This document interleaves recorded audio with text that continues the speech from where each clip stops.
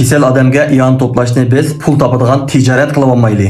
Iyoni pulni doktorxonaning hisobiga ursanglar, yordam qilmanglar, naq pul qilib qo'limizga bersanglar, yordam qilinglar degan gap qanday sho'p ketdi bu? Asosli maqsad kesel davolashmi yoki pul tepishmi? Agar biz iyon to'plashnimi pul topadigan maqsadga elib kelib olsak, nurg'unlagan eg'ir og'riqlarga yordam qilolmay ularga ziyonkashlik bo'lgan bo'lamiz.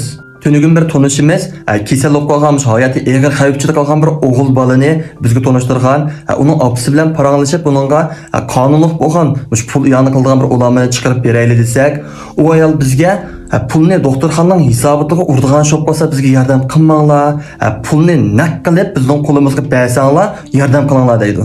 Ben bundan 10 yıl burun bir odamning iyoni pulni to'plash uchun o'zining bolasining putiga qaynoq suv to'kib etib, iyoni jiqqanlik uchurlarini ko'rgan.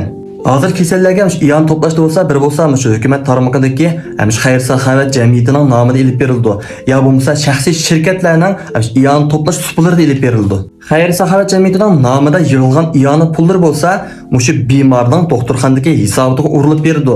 Bu bemor saqaygandan keyin oshgan pul xayr-saxovat jamiyatiga yinib kelib, bu pulni boshqa bemorlarga ishlatadi.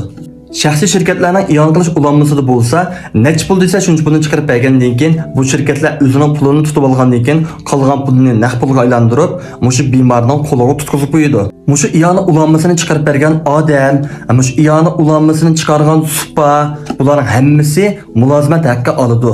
Ba'zi e'lon chiqarib beruvchilar bo'lsa, mushu bemor bilan deyishib, pulni yig'ib bo'lgandan keyin menga muncha pul bersan degan gaplarmi bo'ladi.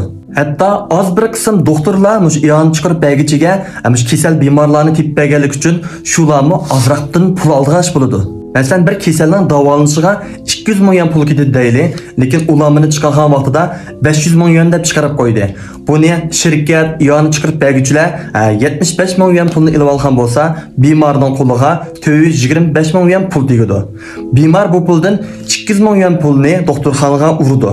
Onun qo'lida yana 225 ming yuan pul qoladi. Bu bemor saqaygan vaqtida doktorxona sug'urtadan odjot qilib 90%ni ko'tarib bergan vaqtida yana bu bemorning qo'liga 180 ming yuandek pul qoladi. Demak, yig'ib kelsak, iyondan oshgan 405 ming yuan pul mush bemorning qo'liga qolib qoladi. Mening bu olganim bo'lsa faqatlam misol.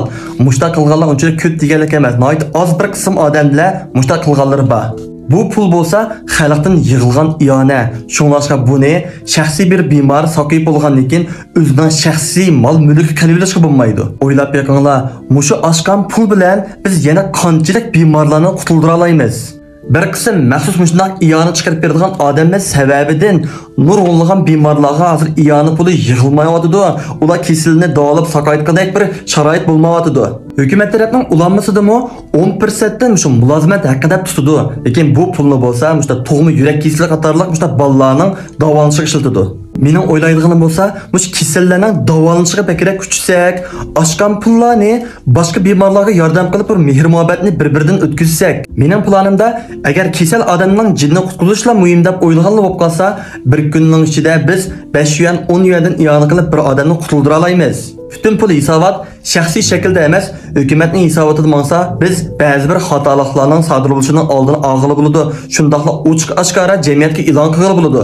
Masalan, shaxsiy shirkatning ulanmasidan iyoniga erishgan bemor odam saqaygandan keyin buning qo'liga yana 50 ming yuan ishib qolgan bo'lsa, bu pulni elib, men ma'lum bir kasalga iyoni qilyaptim deb ochiq-oshkora qilyapsa, bu nima degan bir aktiv energiyalik ish bo'ldi. Hozir davlatimizning saxovat qonuni o'zgarib ketdi. Bu ishlarni texnik mukammal qilish uchun men shu Şinjandagi har qaysi saxovat jamiyatlari bilan bu ishlar to'g'riliq paranglashyotiman. Men bir pidoy bo'lish sutim bilan o'zimning qolisidagi planni chiqaraman. Bu ishlarning hammasiga boshdan oxiri hukumat qarmoqidagi shu saxovat jamiyatlari ega bo'lgan yaxshi.